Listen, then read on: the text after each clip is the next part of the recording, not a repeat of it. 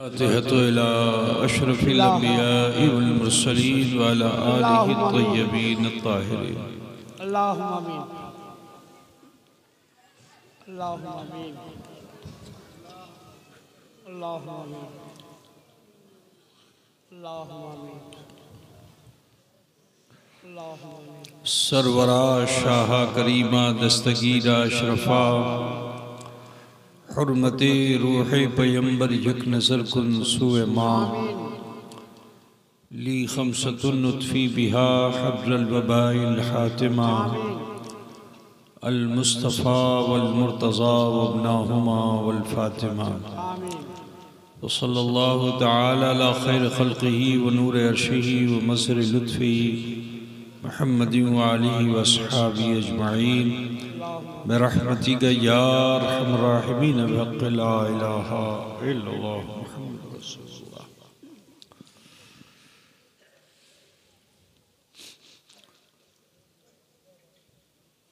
नहमदुहु व नसल्ली अला रसूलिहिल करीम अम्मा बाद फ़अऊज़ु बिल्लाहि मिनश शैतानिर रजीम बिस्मिल्लाहिर रहमानिर रहीम। क़ुल ला असअलुकुम अलैहि अजरन इल्लल मवद्दत फ़िल क़ुरबा सदक़ल्लाहु मौलानल अज़ीम व बल्लगना रसूलुहुन नबियुल उम्मीयुल करीम व नहनु अला ज़ालिका लमिनश शाहिदीन व शाकिरीन वल्हम्दुलिल्लाहि रब्बिल आलमीन। मुअज़्ज़ज़ उलमाए मिल्लत इस्लामिया मदाखान मुस्तफ़ा नक़ीब जलसा जलसाए दस्तार हिफ्ज़ में शिरकत फरमाने वाले बिरादरान इस्लाम, समात फरमाने वाली ख़वातीन इस्लाम, अज़ीज़ बच्चों, नौजवान साथियों, अक़ीदत व खुलूस के साथ अपने मख़सूस अंदाज में बारगाह रिसालत इमाम सय्यद आलम नूर मुजस्सम अहमद मुज्तबा मोहम्मद मुस्तफ़ा सल्लल्लाहु ताला अलैहि वालिहि वसल्लम की बारगाह बेकस पनाह में झूम कर हदिये दुरूद पाक पेश फरमा ले। अल्लाहुम्मा सल्ले अला मौलाना मुहम्मद वाला आले मौलाना मुहम्मद। अल्लाहुम्मा सल्ले अला मौलाना मुहम्मद वाला आले मौलाना मुहम्मद सल्लल्लाहु तआला अलैहि वसल्लम। आज जितनी खुशी मनाई जाए कम है, क्योंकि वो मदरसा जिसकी बुनियाद हुजूर अशरफुल औलिया रहमतुल्लाह अलैह ने आपकी इस बस्ती में रखी थी, जिसका नाम हज़रत ही ने तजवीज़ फरमाया था मदरसा अशरफुल उलूम। अल्हम्दुलिल्लाह ये इदारा अपनी आबोताब के साथ रवां दवां है।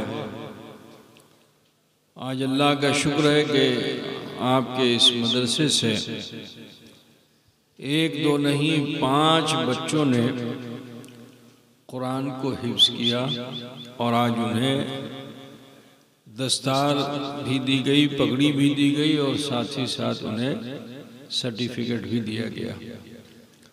दुआ करता हूँ कि अल्लाह ताला इन सब को सही मानों में हाफिज़ कुरान बनाए और जिस कुरान को इन्होंने अपने सीने में महफूज किया है, अल्लाह ताला उसकी हिफाजत फरमाए और इन सब को निस्यान से परवरदिगार महफूज फरमाए।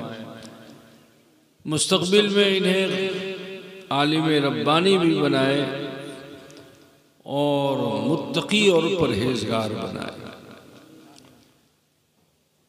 मुदर्रिसीन लायक़ मुबारकबाद हैं जिन्होंने अपनी अनथक मेहनत से इन बच्चों को इस लायक बनाया कि ये हाफिज़ कुरान हो गए। अल्लाह तबारक व तआला उन मुदर्रिसीन को भी बहुत जज़ा अता फरमाए। और फिर इस मदरसे के जो अराकीन हैं और मुआविनीन हैं, यानी दान करने वाले हैं, उनको भी मुबारकबाद कि उनकी मेहनत और उनके दान से आज ये मदरसा इस हाल को पहुँचा कि यहाँ हाफिज़ कुरान हो रहे हैं। अल्लाह तबारक व तआला सभी को जज़ाए खैर अता फरमाए। बहरहाल आज मैं कुछ और बयान करना चाहता था, मगर नकीब जलसा ने कुछ मूड ऐसा बना दिया कि आज मौला अली मुश्किल कुशा करमल्लाहु वजहुल करीम का इतना जिक्र कर डाला कि अब चाहता हूँ कि उनकी ज़िंदगी के कुछ हिस्से आपके सामने पेश करूँ, ताकि वो हमारे लिए ईमान और अक़ीदे की इस्लाह का ज़रिया बन सके। अल्लाह ताला इरशाद फरमाता है कि कुल ला असलकुम अलैहि अजरन इल्लल मवद्दत फिल क़ुरबा। ए महबूब, आप इरशाद फरमा दीजिए कि दावत व तबलीग पर तुमसे कोई मुआवजा तलब नहीं किया जाता मगर मेरे क़राबतदारों की मोहब्बत, मेरे क़राबतदारों से भालोबासा। अजीज़ान गिरामी, क़राबतदार मतलब रिश्तेदार, और रिश्तेदार होता कौन है? रिश्ता भालोबासा से। अगर भालोबासा नहीं तो रिश्ता होगा? भालोबासा नहीं है तो बाप भी अपने बेटे से मुंह फेर लेता है ना भाई? तो भालोबासा बड़ी चीज है। आओ देखो रसूल कायनात सल्लल्लाहु अलैहि वसल्लम के घर को, जो हाशमी और कुरैशी घराना है, अल्लाह के रसूल सल्लल्लाहु अलैहि वसल्लम दुर्रे यतीम है। आपके वालिद गिरामी आपकी पैदाइश से पहले ही विसाल कर गए थे और आप अभी चंद साल के हुए कि आपकी वालिदा माजिदा, आपकी माँ का भी इंतकाल हो गया। तो हुजूर सल्लल्लाहु अलैहि वसल्लम को दुर्रे यतीम कहा जाता है।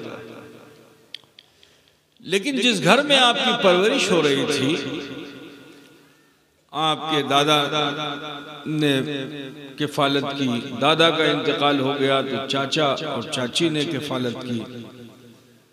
यूं तो चाचा बहुत से थे हुजूर के, लेकिन उसमें इम्तियाजी शान जिस चाचा की है उनका नाम है जनाब अबू तालिब। की नाम अच्छे है ना? और औरतों में जिसको इम्तियाजी शान हासिल है वो हजरत अली मुर्तज़ा करमल्लाहु वजहुल करीम की माँ है, जिनका नाम है फातिमा बिनते असद। तो एक चाची वो हैं कि जिन्होंने बचपन से ही हुजूर से भालोबासा रखी, मोहब्बत रखी, और एक चाची और है और एक चाचा भी और है। रिश्ता तो दोनों से था, लेकिन भालोबासा नहीं रही तो रिश्ता बाकी हुआ। उस चाचा का नाम था अबू लहब, जिसने सबसे पहले हुजूर की से भालोबासा का ऐलान किया था। जब जनाब मोहम्मद रसूलुल्लाह सल्लल्लाहु अलैहि वसल्लम की पैदाइश हुई थी और नौकरानी ने आकर, लौंडी ने आकर के खुशखबरी दी कि ए अबू लहब, तुम्हें मुबारक हो, तुम्हारे घर भतीजा आया है, तो इतना प्रसन्न हुआ, इतना खुश हुआ कि अपनी अंगूठी को उतारा और लौंडी को दे दिया और ये कहा कि आज से तुम आजाद हो। जरा सोचो कि वो अबू लहब कि जो हुजूर की पैदाइश पर इतनी खुशी मनाए, 40 साल तक हुजूर से कोई इख्तिलाफ नहीं, 40 साल तक वो अबू लहब हुजूर से मोहब्बत करता था, भालोबासा करता था। लेकिन जब जनाब मोहम्मद रसूलुल्लाह सल्लल्लाहु अलैहि वसल्लम ने एलाए कलिमतुल हक किया, जब इरशाद फरमाया फारा की चोटी पर खड़े होकर के क़ूलू ला इलाहा इल्लल्लाह तुफ़लिहू, पढ़ लो ला इलाहा इल्लल्लाह मुहम्मदुर रसूलुल्लाह, कामयाब हो जाओगे। सिर्फ यही जुमला बोले थे, अभी इसका उच्चारण किया ही था कि सबसे पहली मुखालफत करने वाली जात का नाम अबू लहब है, जिसने 40 साल हुजूर से बहुत भालोबासा की थी। लेकिन जब रसूल पाक ने उसकी बातिल तहजीब पर ला इलाहा इल्लल्लाह मुहम्मद रसूलुल्लाह की ज़र्ब लगाई तो वो बिफर गया, वो मुखालिफ हो गया। वो सोचने लगा कि जुदी अमी गुलामी मोहम्मद अमी अख्तियार करबो, काबे की चाबी আমার কাছে, যত বুত के सामने যত টাকা পয়সা आता है संपूर्ण আমার, যত भोग आश्चर्य संपूर्ण আমার।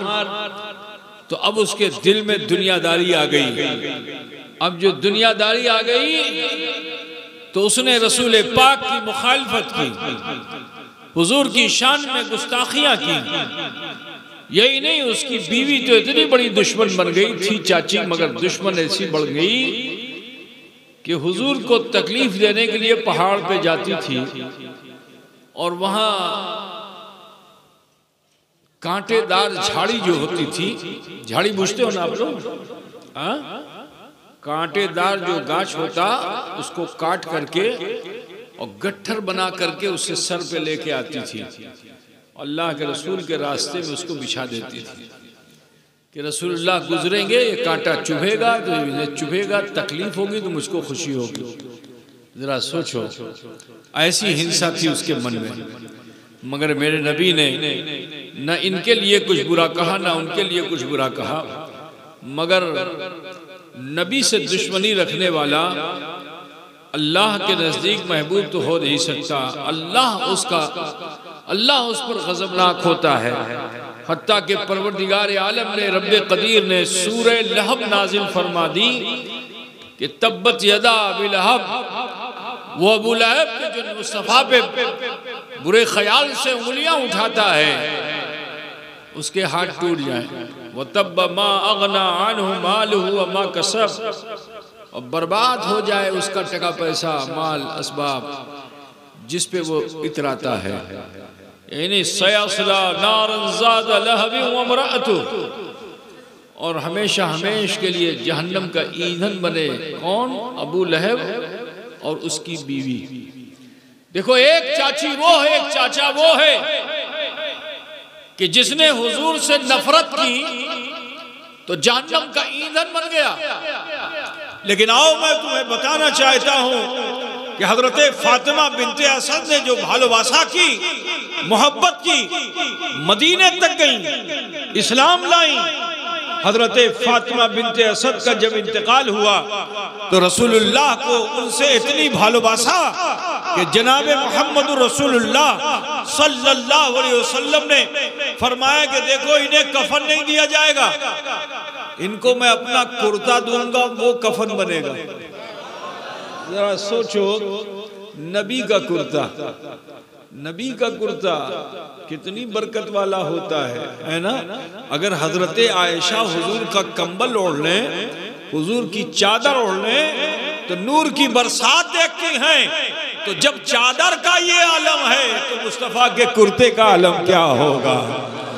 मुस्तफ़ा के कुर्ते का आलम क्या होगा? मुस्तफ़ा जाने रहमत ने अपनी लुंगी दी, अपना तहबंद दिया, का ये कफन होगा।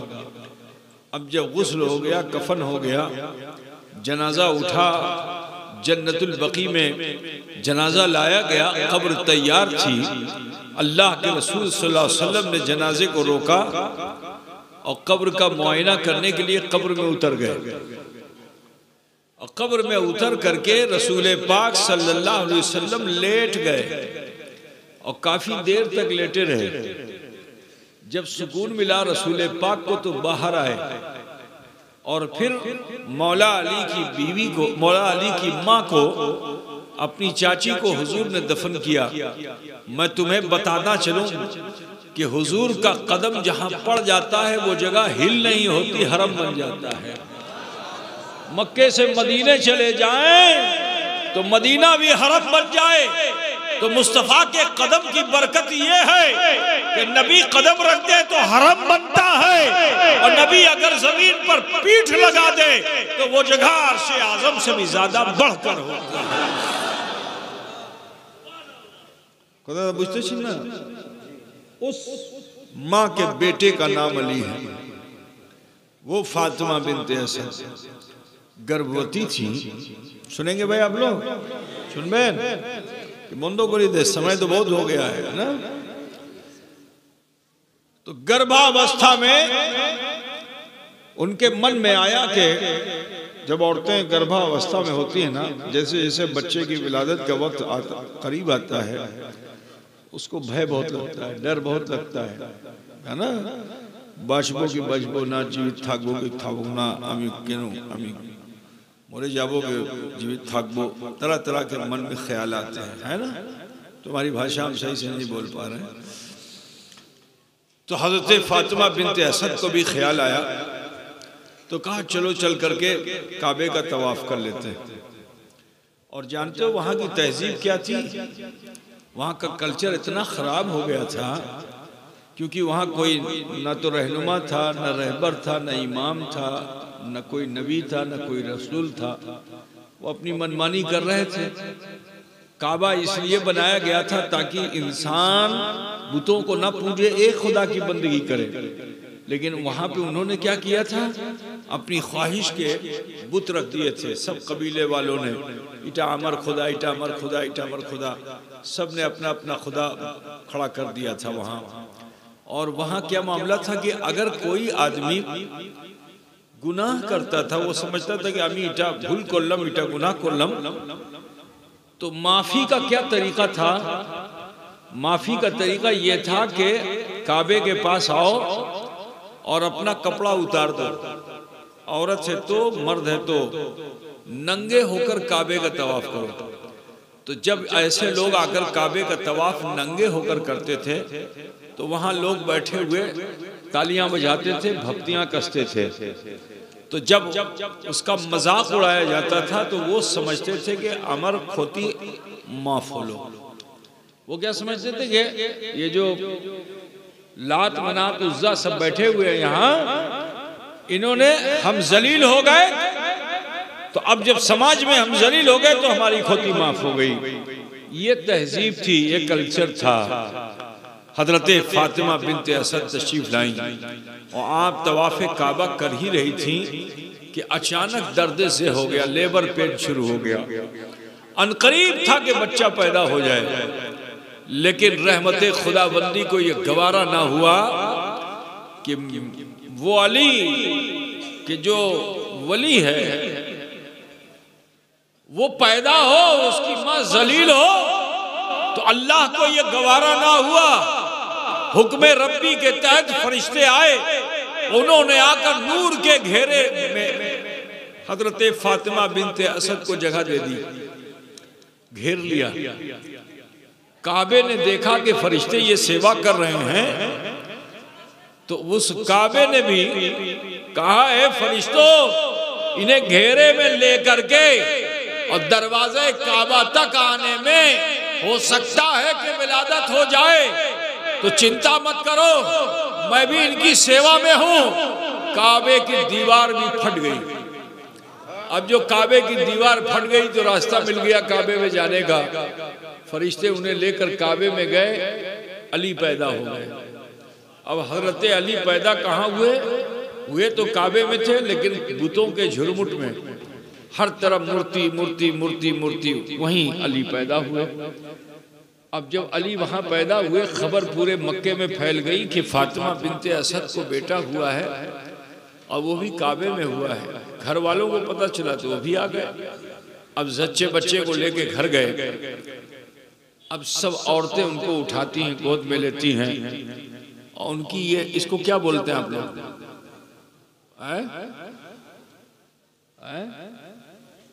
अरे बोल तो जोर से बोलना, क्या बोलते हैं?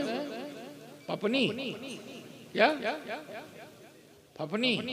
अच्छा, बहुत देसी जबान बता रहे हो तुम लोग। पलक नहीं बोलते, पलक क्या बोलते हैं? पलक नहीं बोलते, कुछ और बोलते हैं। अब ये जो है औरतें उठाती तो नहीं उठती, मर्द उठाते हैं तो भी नहीं उठती, हत्ता के लोगों ने कहना शुरू कर दिया बच्चा तो पैदा हुआ है मगर अंधा है, सूर है। जनाब अबू तालिब भी बड़ी कोशिश करते हैं कि आंख खोले बेटा, आंख खोले बेटा, लेकिन हजरत अली ने आंख न खोली। यहां तक के हजरत रसूल रहमत सल्लल्लाहु अलैहि वसल्लम को जो खबर लगी तो अल्लाह के रसूल सल्लल्लाहु अलैहि वसल्लम तशरीफ लाए। अब जब रसूल पाक सल्लल्लाहु अलैहि वसल्लम तशरीफ लाए तो आपने अपने चाचा से कहा मुबारक मुबारक है चाचा। तो कहा क्या मुबारकबाद देते हो, पैदा तो हुआ है मगर सूर है, अंधा है। आपने फरमाया मुझे दीजिए। गोद में ले लिया। जैसे ही गोद में लिया पलक उठाने की जरूरत नहीं, अली ने खुद अपनी आंखें खोल दी, ज़ियारत रसूल कर लिया। आज लोग नबी के इल्म पर एतराज करते हैं। जरा सोचो कि अली तो अभी बच्चे हैं लेकिन उन्हें मालूम है कि मैं किनकी किनकी गोद में जा रहा हूं। अब जब रहमते आलम की गोद में आ गए तो अली ने जान लिया कि मुझे जहां आना था मैं वहां पहुंच चुका हूं, जिनका मुझे दीदार करना था मैं वहां आ चुका हूं। नीयत अली की यही थी कि काबा नहीं देखूंगा, काबे को देखूंगा।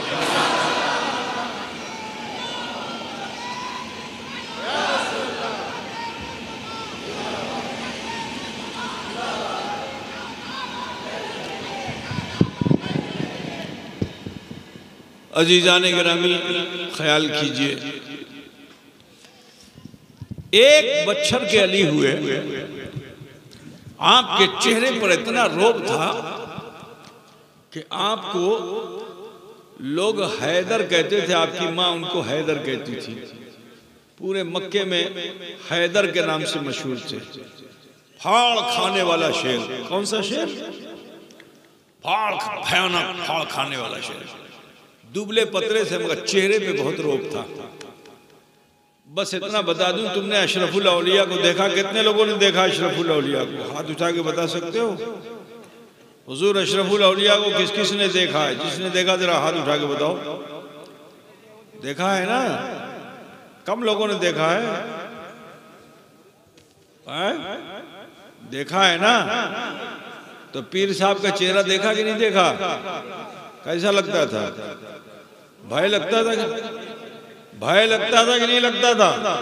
अरे बोलो भाई, भय लगता था ना? तो जरा सोचो कि अली का खून सदियों बाद अगर मुश्तबा अशरफ में दिखे तो शेर जैसा चेहरा देखे। बंगाल का लोग यही बोलता था। क्या बोलता था? बाघ आ गया, बाघ आ गया, बाघ आशलो, बाघ आशलो।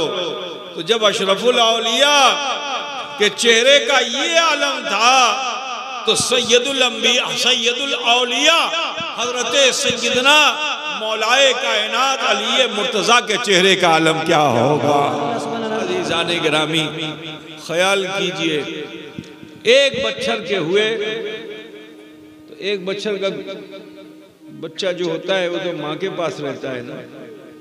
लेकिन रसूल पाक सल्लल्लाहु अलैहि वसल्लम ने अपने चाचा चाची से कहा कि चाचा चाची अली को मुझे दे दीजिए, আমি इनर पालन पोषण करबो। तो दोनों चाचा चाची खुश हो गए। कहा इससे बेहतर क्या होगा?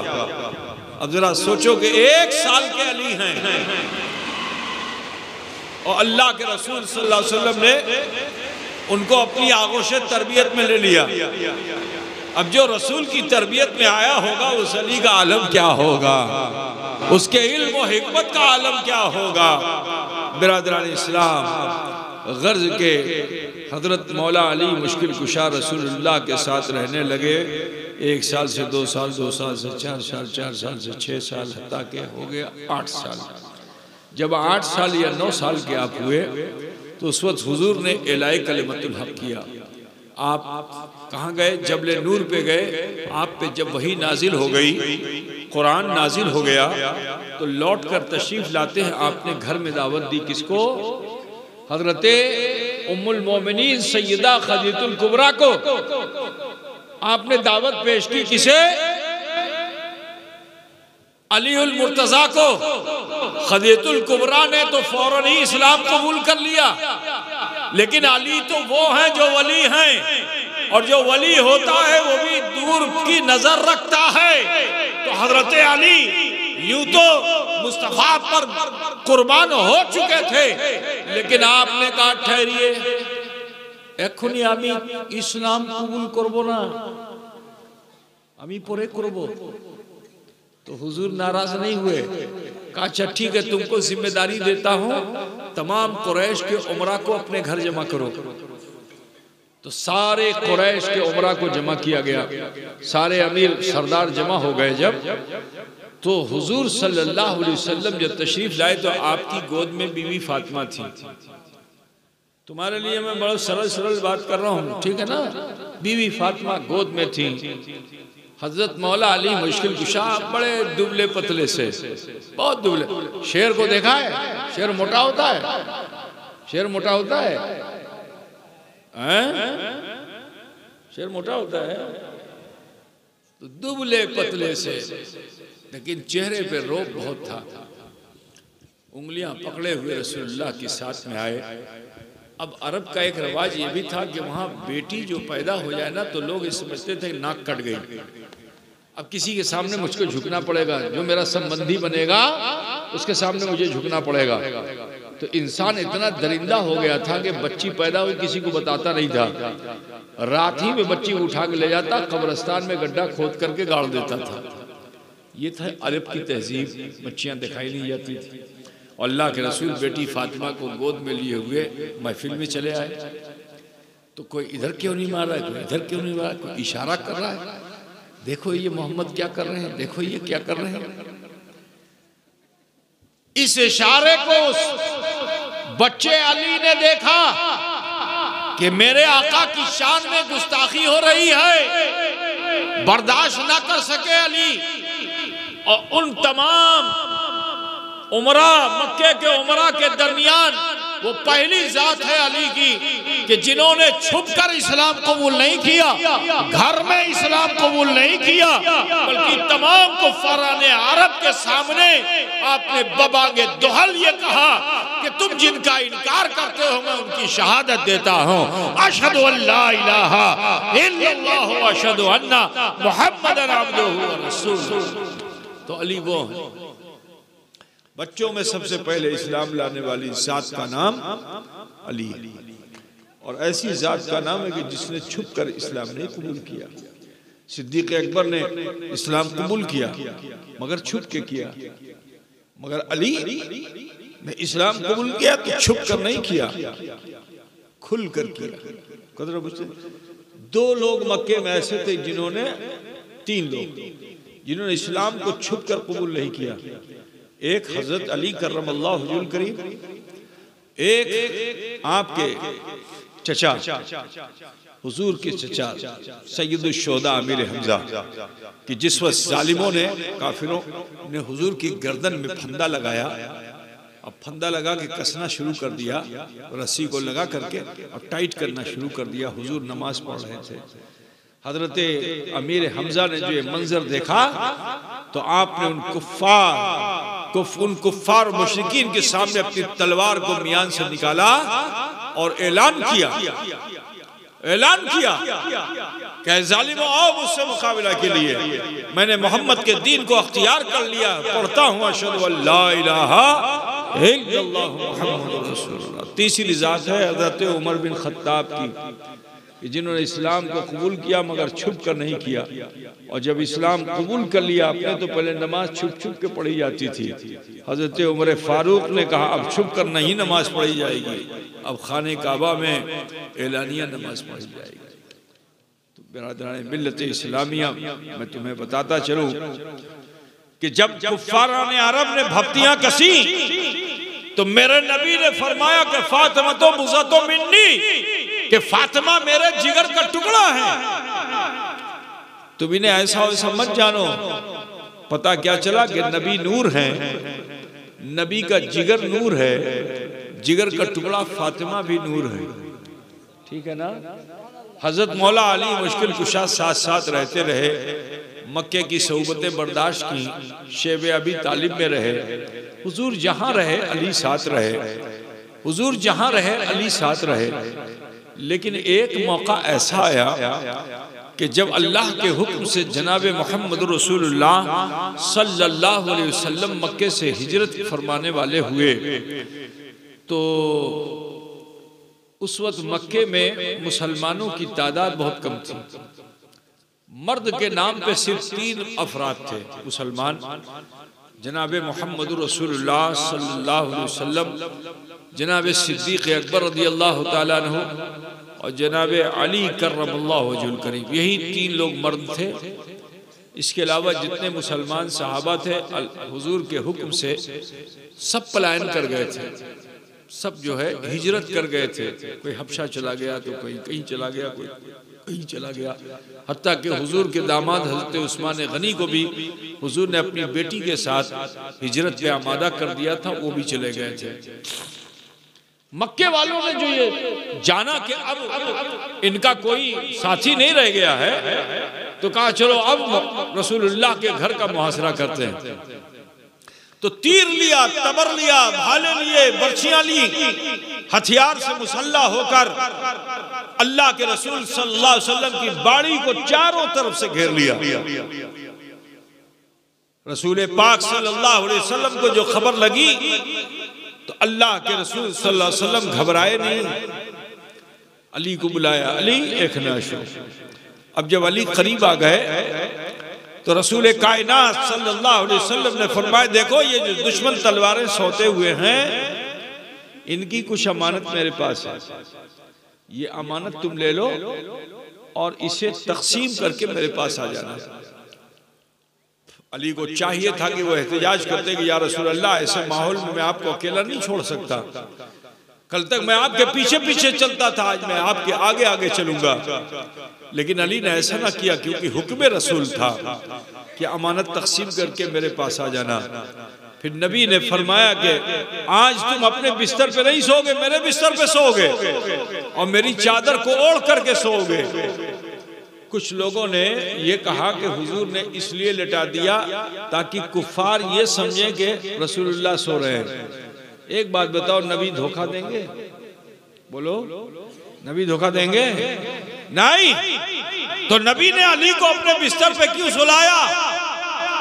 इसलिए क्योंकि फातिमा नूर हैं और अली खाकी हैं। अली जब आए थे तो रसूलुल्लाह ने सिर्फ अली को नहीं देखा था, अली की तकदीर जली को भी देखा था। अब जो आपकी तकदीर जली को देखा तो वहां अल्लाह ने अली का रिश्ता फातिमा से रखा। अब फातिमा तो नूरी हो चुकी हैं, अली खाकी हैं। अब अगर खाकी का रिश्ता नूरी से होता तो सारा समाज ताना देता कि देखो जिन्स का रिश्ता जिन्स से नहीं किया रसूलुल्लाह ने, तो मेरे रसूल को अल्लाह ने बाख्तियार बनाया है, बल्कि अपनी मिल्क का कब्जा रसूलुल्लाह के हाथों में अता फरमा दिया है। अपने खजाने की चाबी मुस्तफा जाने रहमत को दे दी है रब्बुल आलमीन ने। अख्तियार ऐसा कि रसूल कायनात ने अली से फरमाया कि ए अली मेरे बिस्तर पे सो जाओ और मेरी चादर को ओढ़ लो, ताकि तुम ऊपर से भी नूर वाले हो जाओ, नीचे से भी नूर वाले हो जाओ, दाएं से भी नूर वाले हो जाओ, बाएं से भी नूर वाले हो जाओ, ताकि जब तुम कल मदीने आना तो मेरी बेटी फातिमा से जब तुम्हारा रिश्ता हो तो उससे ऐसी वैसी औलाद नहीं पैदा हो, बल्कि नूरैन पैदा हो, नय्यरैन पैदा हो, तय्यबैन पैदा हो, ताहिरैन पैदा हो।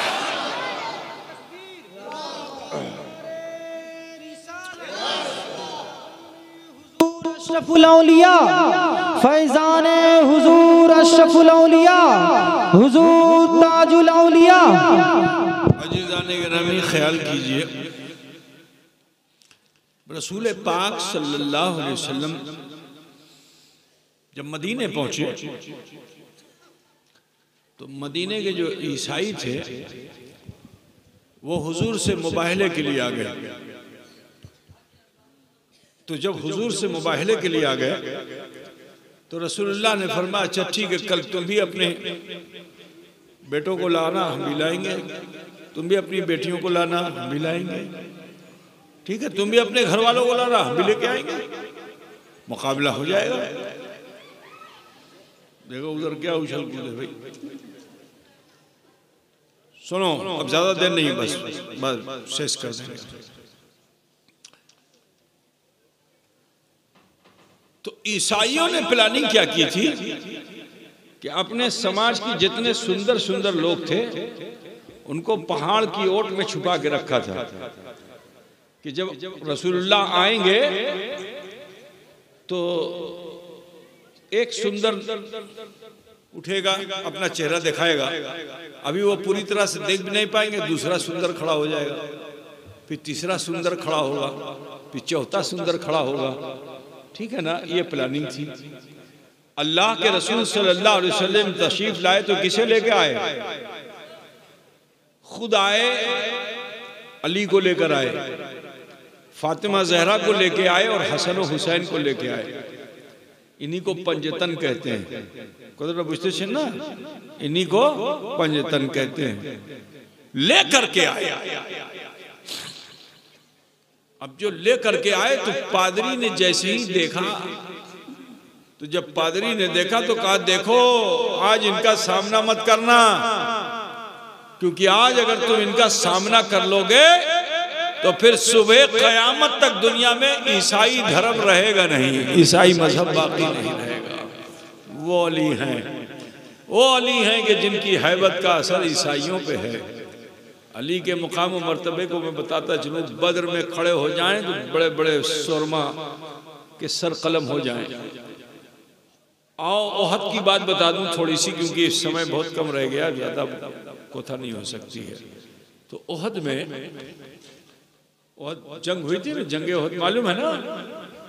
तो रसूलुल्लाह सल्लल्लाहु अलैहि वसल्लम ने कुछ लोगों को पहाड़ पे बिठा दिया था कि देखो तुम लोग यहां से हटना नहीं, अगर हम जंग जीत भी जाएं तो भी बैठे रहना, ये जगह छोड़ना नहीं। तीरंदाज बिठा दिया। जंग बड़ी घमसान की हो रही थी, हत्ता कि कुफ्फार जो हैं अपनी पोटली खोल खोल करके, ये उस जमाने में जंग का एक तरीका होता था, जब हारने लगो तो कमर में सत्तू बंधा रहता। सत्तू पूछते हो ना, गर्मी में खाते हैं उसको, तो सत्तू की पोटली बांध बांध के आए थे। तो वो उसको गिराने लगे ताकि हमारा जो मद्दे मुकाबिल उसका ध्यान बढ़ जाए, हमारी जान बच जाए।